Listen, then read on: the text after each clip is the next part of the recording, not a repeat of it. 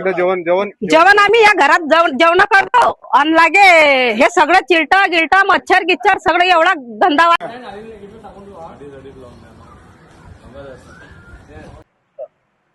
मी विजय सुरळकर, भाजपा शहराध्यक्ष मोताळा.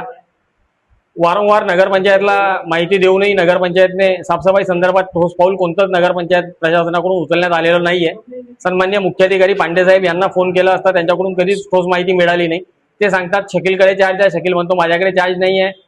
ऑर्डर बघितली, ऑर्डरवरती शकीलचं नाव आहे, इंगडे मॅडम फोन उचलत नाही. या सर्व प्रकरणामध्ये आम्ही आता नागरिक म्हणून त्रस्त झालेलो आहे मोताळा नगरपंचायतच्या प्रशासनाला. त्यामुळे आमचं प्रशासनाला एकच सांगणं आहे का जवळपास 6 महिने झाले, 6 महिन्यापासून नगरपंचायतमध्ये नालेसफाई झालेली नाहीये.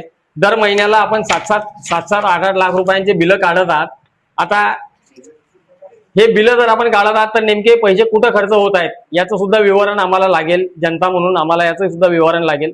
तसेच लवकरात लवकर जर ही कारवाई आपण पावसाळ्याच्या आधी जर नाल्याची साफसफाई केली नाही तर आम्हाला तीव्र स्वरूपाचं आंदोलन करावं लागेल.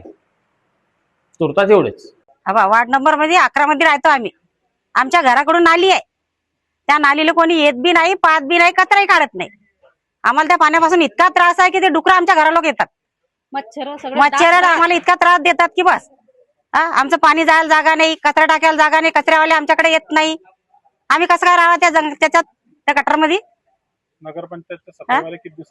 नगरपंचायतचे पाहतच नाही, येऊन पाहतच नाही इकडे काय नाही. आम्ही म्हणून येत नाही. आम्ही एक वेळा गेलो, फक्त हाव सांगतात आम्हाला की हाव बा आम्ही करून देतो पण मग येत कोणीच नाही, पाहत कोणीच नाही. मग किती दिवस राहायचं आम्ही त्या गटरीत? आमची मागणी आहे की ते पाणी काढून द्या, नाली काढून द्या आम्हाला. हे नाली बांधून द्या, जशी तिकडे नाली बांधली तशी हे नाली सरळ काढून द्या आम्हाला आणि आमचं पाणी गेलं पाहिजे सरळ. आम्हाला पाण्याचा त्रास नको ना. आम्हाला रस्ता ना, नाली जायला रस्ता. मग कसं काय राहावं आम्ही? नगरपंचायत वाले आले तर अशी वरवरची नाली काढली पायाले, तिकडे म्हटलं की कोणीच येत नाही. 3 महिने झाले या नाल्या काढली. जेव्हा याच्यावर धाबा होता ते म्हणत होते की या धाब्या जसं धाबा आहे म्हणे तुमचा आडी सगळं कचरा आडीच आटकू राहिलं म्हणे.